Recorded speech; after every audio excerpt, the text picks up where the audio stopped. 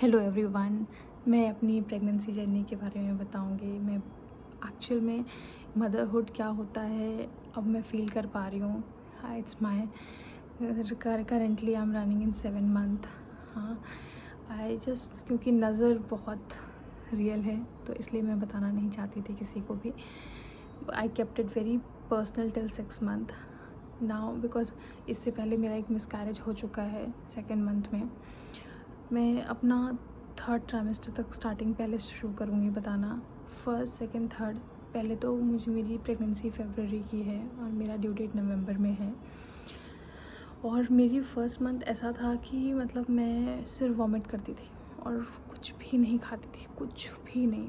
इतना वॉमिट मुझे होता था कि मैं कुछ खाना ही नहीं खा पाती थी और बस सोती रहती थी। आलस आता था बहुत ज़्यादा और रोती बहुत थी, मूड स्विंग्स बहुत होते थे।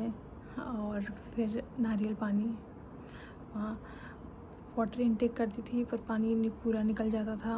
ओनली ना I was living on a fruit diet, that's it. तो हेल्दी खाओ, जितना आप हेल्दी खाओगे उतना आपकी प्रेगनेंसी अच्छे से ग्रो करेगी और आगे आपको कम प्रॉब्लम होगी। आप प्लीज़, मैं जानती हूँ कि प्रेगनेंसी में बहुत चटर पटर खाने का मन करता है बट नहीं पॉसिबल हो पाता है क्योंकि जितना आप हेल्दी खाओगे उतना बेबी भी हेल्दी रहेगा। और खाना भी नहीं चाहिए क्योंकि पर्सनली मुझे बहुत ही डाइजेस्टिव इश्यूज़ हैं।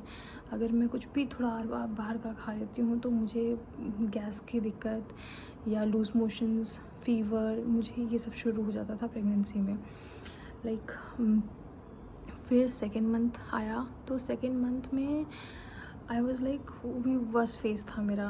मैं सिर्फ सोती थी, वॉमिट करती थी और मेरे पूरे फेस पे मेरी बहुत ही ड्राई स्किन है और मेरे पूरे फेस पे पिंपल्स, पूरा मेरा फेस बहुत ही गंदा, मतलब जो लोग देखते थे कहते थे क्या हो गया फेस को, मार्क्स। 3rd मंथ में भी मेरा सेम ऐसा रहा कि कुछ नहीं खाना, सिर्फ ऐसे फेस एकदम बेकार सा। पर mid of 4th month I was feeling bit relief but मुझे वॉमिट से रिलीफ हुआ मुझे 5th मंथ के मिड में। बट हाँ, I was able to eat something like without any vomiting. तो मैं खाना शुरू कर दी, मैंने खाना शुरू किया और धीरे धीरे जब मेरा 6 मंथ आया तो मुझे फिर बहुत भूख लगने लगी धीरे धीरे। फिर हाँ, मैं ये बोलूँगी कि जितना ट्रैवल आप अवॉइड करें उतना आपको अच्छा होगा क्योंकि 4th मंथ में ऑल्दो हम ट्रैवल कर सकते हैं बट इट डिपेंड्स ऑन कि प्रेगनेंसी में आप कहाँ जा रहे हो और कैसे जा रहे हो, which medium you are choosing. Train और ज़्यादा लॉन्ग जर्नी बिल्कुल भी नहीं करनी है क्योंकि आपकी बॉडी बिल्कुल एग्जॉस्ट जाती है और फिर वो आगे जाके इफ़ेक्ट करता है किसी भी चीज़ में आपके प्रेगनेंसी के। और आजकल प्रेगनेंसी बिल्कुल भी नॉर्मल नहीं है। People are facing very much issues with the pregnancy. मेरे साथ ऐसा कोई इशू नहीं हुआ कंसीव करने में बट बहुत लोग मेरे ऐसे फ्रेंड्स हैं जिनको कंसीव करने में इश्यूज़ हो रहे हैं। मैं इतना सजेस्ट करूँगी उनको कि वो अपना मूवमेंट बढ़ाएं, अपनी डेली साइकिल को इम्प्रूव करें, अपनी नींद को, अपनी हेल्थ को, अपनी डाइट को। सबसे पहले अपनी what you eat is the most essential thing in your body, how your body reacts. Also जब मैं 7 मंथ में आई तो फिर अब मेरा 7 मंथ मतलब मुझे थोड़ा सा ही खाने का मन करता, ज़्यादा मुझे खाने का मन नहीं करता है। और मुझे ना पूरी प्रेगनेंसी में मार्क्स हो गए, जैसे कि कुछ बॉडी पे स्पॉट्स, लाइक अभी मेरे पिंपल्स हैं कहीं पूरी बॉडी में, वाटर पिंपल्स, मार्क्स हैं। I think which will go after the delivery after some months. Also water intake अपना पूरा बनाए रखें और सिर्फ अभी मैं मेरी जो डाइट है वो नट्स है, प्रॉपर घर का खाना, और वो भी वेरी ग्रीन वेजिटेबल्स, फ्रूट्स, सिर्फ इतना आप खाएं ताकि जितना आप हेल्दी खाएंगे उतना आपकी बॉडी हेल्दी रिएक्ट करेगी। करेंटली मैंने अभी कुछ दिन पहले मैं नॉर्मल बाहर का कुछ खाना खा लिया मैंने, पनीर वगैरह, और उसके बाद फिर मुझे लूज़ मोशन शुरू हो गया और मुझे इतनी दिक्कत हुई कि I got admitted in the hospital. तो बाहर का बिल्कुल भी अवॉइड कर दें आप भी, और बारिश के सीज़न में तो बिल्कुल भी आप ना खाएं, जितना आप अवॉइड करें।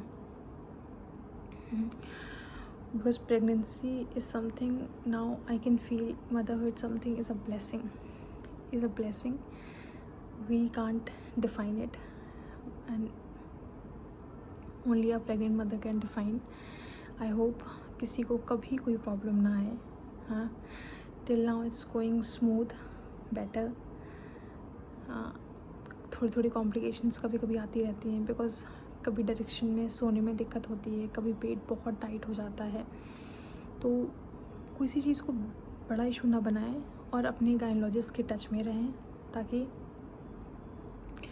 एक मीडियम मेंटेन रहे कि हम ये सही जा रहे हैं, एक डायरेक्शन हमें मिलती रहे कि हम सही जा रहे हैं या हम गलत जा रहे हैं। बाकी ऑल द बेस्ट। ऑल्सो मैं आगे अब 7th का मैंने अपडेट दे दिया है। 7th में सिर्फ मैं बोलूँगी कि वाटर इनटेक अपना मेंटेन रखें, क्योंकि वाटर इनटेक मेंटेन रखेंगे तो आपका फेस और आपकी बॉडी अच्छे से रिएक्ट करेगी और आपके फेस पे थोड़ा सा ग्लो रहेगा। हाँ, और सिर्फ अच्छा खाएं और सब खुश रहो, बस जितना खुश रह पाओ उतना खुश रहो, क्योंकि आप टेंशन में रहोगे तो आपका बेबी भी टेंशन में रहेगा, and which will lead to disaster. Because pregnancy body acts very fast, body reacts, it's a very tough thing to again balance the body. So I hope everybody has good journey. Also I'll keep recording, I'll keep updating from now onwards, and thank you, and just give your blessings to me. Also like, subscribe and comment please.